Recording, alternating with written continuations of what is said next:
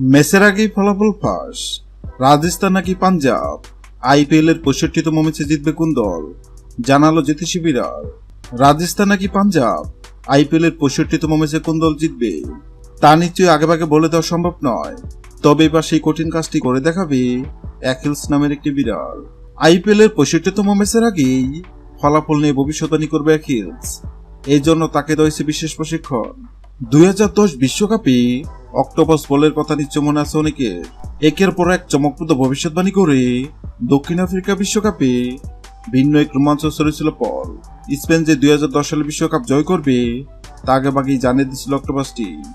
সুখবর আইপিএল 2024 আছে। আইপিএল 2024-এর 17তম আসরে জয় তুলতে প্রস্তুত সাদা রঙের বিড়ালটি। দবদবে সাদা নীল চোখের বিড়ালটির নাম অ্যাকিলস। নিবিড় যত্ন আর ভালোবাসা অ্যাকিলসের বেড়ে ওঠা বিশ্বের অন্যতম সেরা প্রাণী জাদুঘর সেন্ট পিটার্সবার্গের হামিটেজে। শালিক দুটি নিয়ে জন্ম অ্যাকিলসের। সৃষ্টিকর্তা তাকে দেননি শোনার ক্ষমতা, তবে আছে তীর অনুমান শক্তি। তা দিয়েই চমক দেখাতে চায় বিড়ালটি। কিন্তু কিভাবে? আইপিএল এর 65তম ম্যাচ চলাকালীন অ্যাকিলসের সামনে 2 পাত্রে খাবার রাখা হবে। পাত্রের সঙ্গে লাগিয়ে রাখা হবে 2 দেশের পতাকা। অ্যাকিলস যে পাত্রে খাবার খাবে বোঝা যাবে সেদিন ওই ম্যাচে বিজয়ী হবে পাত্রের সঙ্গে রাখা যে দেশের পতাকা আছে দেশটি। গত 22 মার্চ শুরু হয়েছে আইপিএল এর 17তম আসর। 17তম আসরের 65তম ম্যাচে কোন দল জিতবে?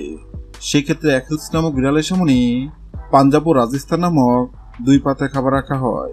অবাক করার বিষয় হলো সবাই ভেবে নিয়েছিল বিড়ালটি হয়তো পাঞ্জাব নামক পাত্রে খাবার খাবে, কেননা পাঞ্জাব অনেক শক্তিশালী দল এবং সবাই ধরে নিছে এবার আইপিএল এর শিরোপা জিতবে পাঞ্জাব। কিন্তু সবার ধারণা ভুল প্রমাণ করে অ্যাকিলস নামক বিড়ালটি রাজস্থান নামক পাত্র থেকে খাবার খায়। অ্যাকিলস নামক বিড়ালের এমন কাণ্ডে অবাক হয়েছেন অনেকেই, কেননা বর্তমানে রাজস্থান দুর্দান্ত ফর্মে আছে। এবার দেখার পালা অ্যাকিলস নামক বিড়ালের ভবিষ্যৎবাণী সত্য হয় কিনা। হ্যালো বন্ধুরা, আপনাদের কি মনে হয় আইপিএল এর 65তম ম্যাচে রাজস্থান কি পারবে পাঞ্জাবকে হারাতে? অবশ্যই কমেন্ট করে জানাবেন। ভিডিওটি ভালো লাগলে লাইক দিবেন এবং সাবস্ক্রাইব আমাদের চ্যানেলের সঙ্গে থাকবেন। ভিডিওটি দেখার জন্য আপনাকে অসংখ্য ধন্যবাদ।